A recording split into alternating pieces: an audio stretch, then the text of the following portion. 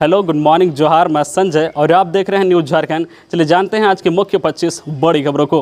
पहली बड़ी खबर की बात करो। मांडर उपचुनाव। बंधु तिर्की की बेटी शिल्पी ने मांडर उपचुनाव का भरा पर्चा। नामांकन से पहले लिया गुरुजी का आशीर्वाद। मांडर विधानसभा उपचुनाव के लिए बंधु तिर्की की बेटी शिल्पी नेहा तिर्की ने नामांकन कर दिया है। शिल्पी ने मुख्यमंत्री हेमंत सोरेन, झारखंड कांग्रेस प्रदेश प्रभारी अविनाश पांडे, झारखंड प्रदेश अध्यक्ष राजेश ठाकुर, वित्त मंत्री रामेश्वर उरांव, मंत्री आलमगीर आलम, सुबोध कांत सहाय, बादल पत्रलेखवा, प्रदेश कार्यकारी अध्यक्ष बंधु तिर्की की उपस्थिति में अपना नामांकन किया। इस मौके पर मांडर विधानसभा क्षेत्र से बड़ी संख्या में पार्टी कार्यकर्ता भी मौजूद थे। बता दें कि कांग्रेस सीट से लड़ रही शिल्पी नेहा तिर्की महागठबंधन की प्रत्याशी है।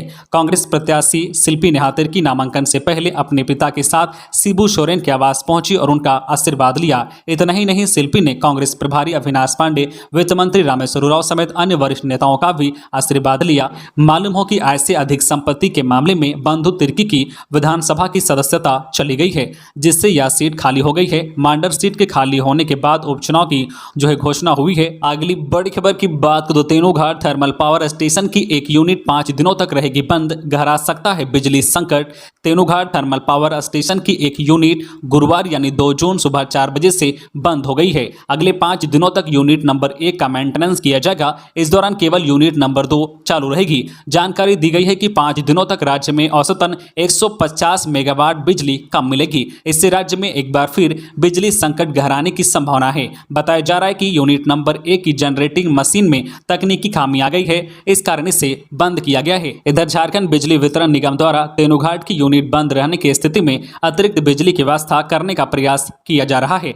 अगली बड़ी खबर की बात करो। झारखंड के इन जिलों में बारिश के आसार। इस मानसून अनुमान से अधिक होगी वर्षा। झारखंड की राजधानी रांची समेत अन्य जिलों में अगले 3 से 4 दिनों में हल्के से मध्यम दर्जे की बारिश का पूर्वानुमान है। दरअसल इस बार झारखंड समेत देश के राज्यों में मानसून के दौरान अनुमान से अधिक बारिश होने की उम्मीद है। झारखंड में तो अभी से इसका थोड़ा थोड़ा असर भी देखने को मिल रहा है। वैसे तो झारखंड में मानसून का प्रवेश 10 से 16 जून के बीच होगा, लेकिन प्री मानसून बारिश मई महीने से ही शुरू हो गई है। रांची और इसके आसपास के जिलों में मौसम ने करवट लेना शुरू कर दिया है। कई इलाकों में बारिश भी हुई है। मौसम विभाग के अनुसार झारखंड के अलग अलग जिलों में अगले 3 से 4 दिनों में झमाझम बारिश के आसार हैं। खासकर झारखंड के पूर्वी हिस्से यानी देवघर, दुमका, जामताड़ा, गोड्डा, पाकुड़, साहिबगंज में मेघा गर्जन के साथ वज्रपात के आसार हैं। साथ ही इन इलाकों में 30 से 40 किलोमीटर प्रति घंटे की रफ्तार से हवा बहने को लेकर भी येलो अलर्ट जारी किया गया है। मौसम विज्ञान केंद्र रांची के अनुसार झारखंड में जल्द ही लोग मानसून का लुत्फ उठा सकते हैं। रांची के मौसम विज्ञान केंद्र के मुताबिक 10 जून के आसपास झारखंड में मानसून आ सकता है। अगली बड़ी खबर की बात करो। भाजपा के आदित्य साहू, झामो के महुआ मांझी गई राज्यसभा। निर्विरोध निर्वाचन की घोषणा। आज राज्यसभा चुनाव 2022 के लिए भाजपा के आदित्य साहू और झारखंड मुक्ति मोर्चा की महुआ मांझी के निर्विरोध निर्वाचन की घोषणा आज कर दी जाएगी।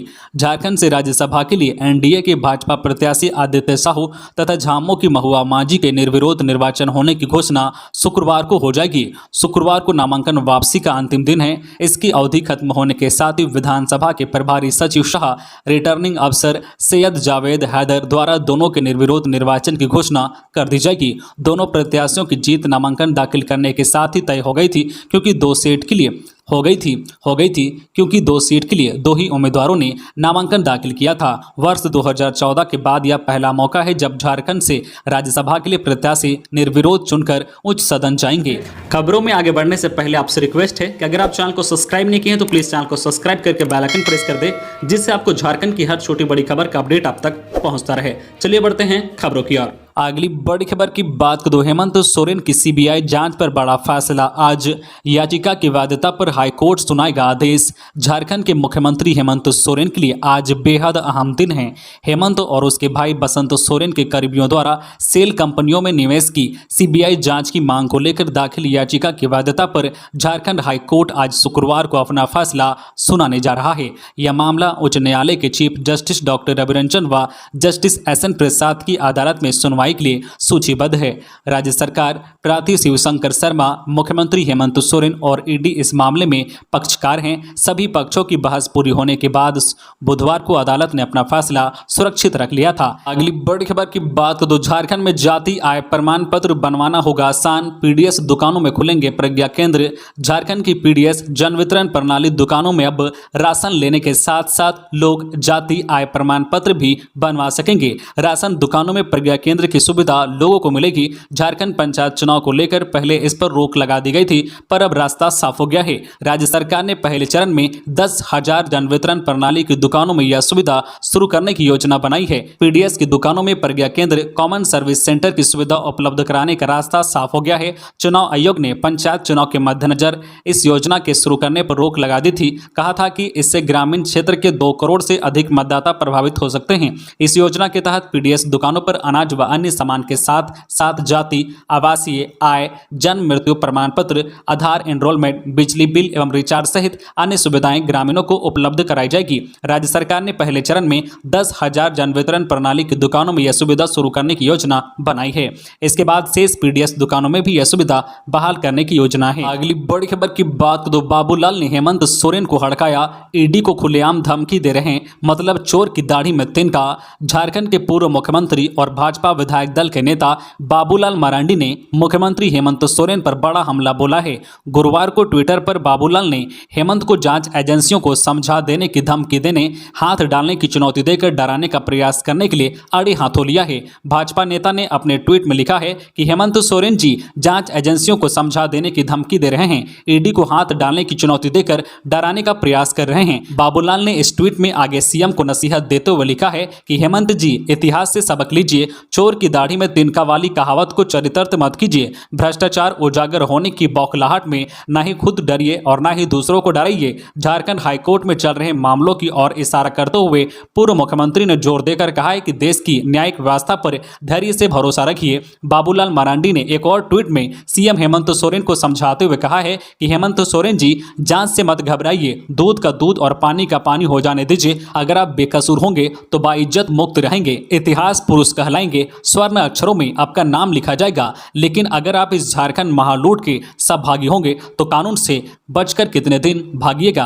अगली बड़ी खबर की बात करें तो पुरी के जगन्नाथ मंदिर जैसी रांची में होती है रथ यात्रा। 2 साल के बाद श्रद्धालु खींच सकेंगे भगवान का नया रथ। भुवनेश्वर से आए कारीगर कर रहे हैं निर्माण।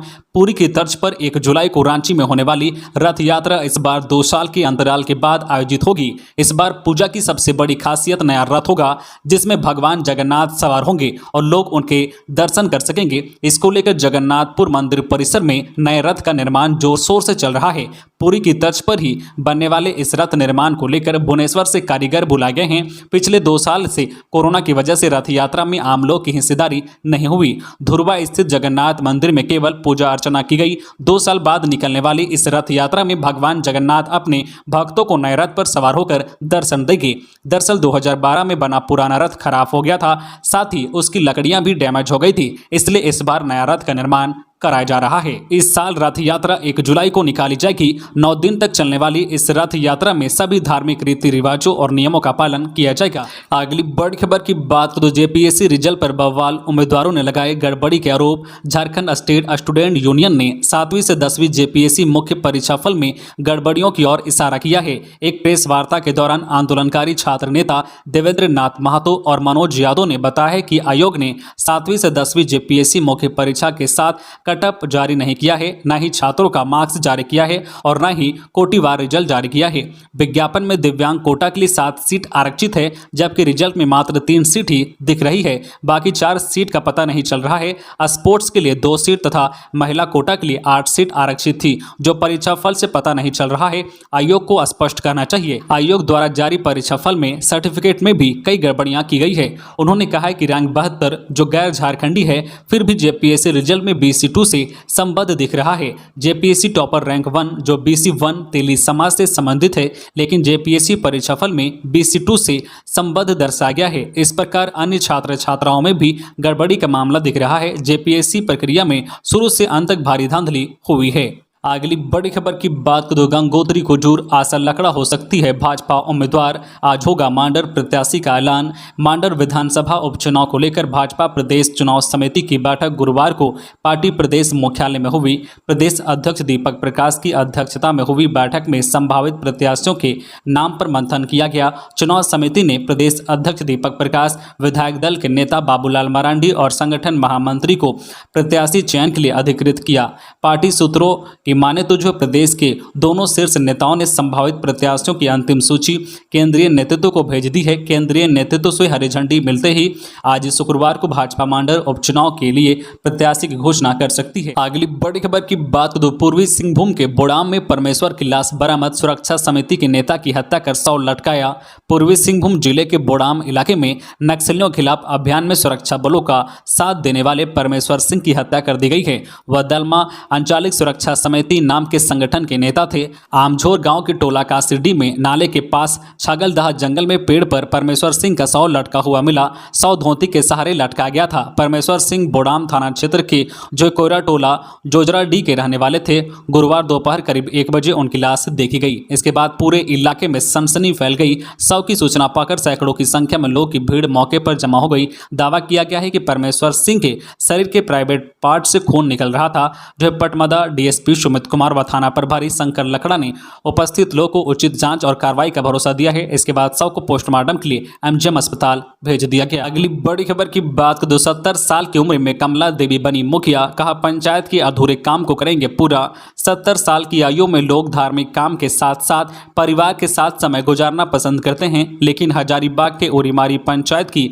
70 वर्षीय कमला देवी पंचायत चुनाव में मुखिया पद पर चुनाव लड़ी और जीत भी गई। नवनिर्वाचित मुखिया कमला देवी कहती है कि जिस उम्र में लोग पूजा पाठ करते हैं, मैं उस उम्र में अपने गांव की तरक्की के लिए काम करना चाहती हूं। हजारीबाग के बड़का गांव के उरीमारी पंचायत की 70 वर्षीय कमला देवी पंचायत चुनाव में मुखिया पद पर चुनाव लड़ी तो ग्रामीण उनके समर्थन में एकजुटता हो गए और कमला देवी को मुखिया बना दिया। दरअसल झारखंड में पंचायत चुनाव समाप्त हो चुका है और मतगणना कार्य भी पूरा हो चुका है। अगली बड़ी खबर की बात करें तो जामताड़ा पुलिस ने भारी मात्रा में विस्फोटक किया बरामद। वाहन चालक मौके से हुआ फरार। महिजाम थाना क्षेत्र से पुलिस ने भारी मात्रा में विस्फोटक बरामद किया है। पुलिस ने करीब 7 क्विंटल जिलेटिन तार और 16 बंडल जिलेटिन के छड़ बरामद किए हैं। पुलिस का कहना है कि गुप्त सूचना के आधार पर चितरंजन जामताड़ा मुख्य मार्ग पर बेवा गांव के पास से एक वाहन से विस्फोटक पदार्थ बरामद किया गया है। जानकारी के अनुसार जामताड़ा जिले के महिजाम थाना क्षेत्र में पुलिस ने पश्चिम बंगाल से आ रही एक गाड़ी का पीछा कर उसमें से भारी मात्रा में विस्फोटक बरामद किया है।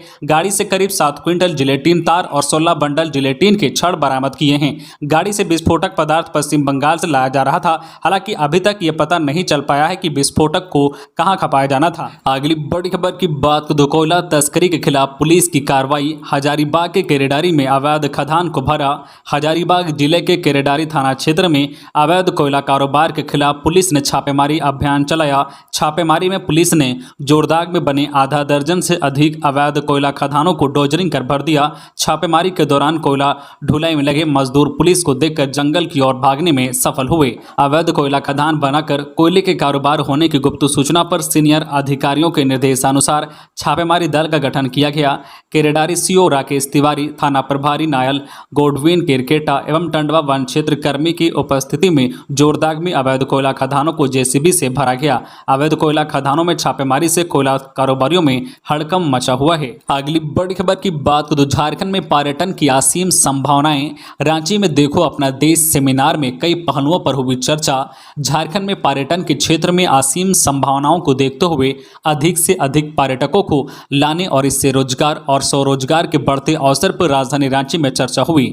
झारखंड नेचर्स हिडन ज्वेल विषय पर देखो अपना देश नाम से सेमिनार के आयोजन में वक्ताओं ने पर्यटन स्थल और परिवहन व्यवस्था के साथ साथ होटल और खानपान पर जोर दिया। इस मौके पर पर्यटन मंत्रालय पूर्वी क्षेत्र के सचिव सागनिक चौधरी ने पर्यटन के क्षेत्र में झारखंड की बेहतर मार्केटिंग कैसे करे विषय पर चर्चा किया। अगली बड़ी खबर की बात करें तो अबुआ राज्य का बबुआ झारखंड का कोयला बालू पत्थर बेचने में लगा। रघुवर झारखंड के पूर्व मुख्यमंत्री और भाजपा के राष्ट्रीय उपाध्यक्ष रघुवर दास ने धनबाद में 2 जून को सीएम हेमंत सोरेन पर जमकर निशाना साधा।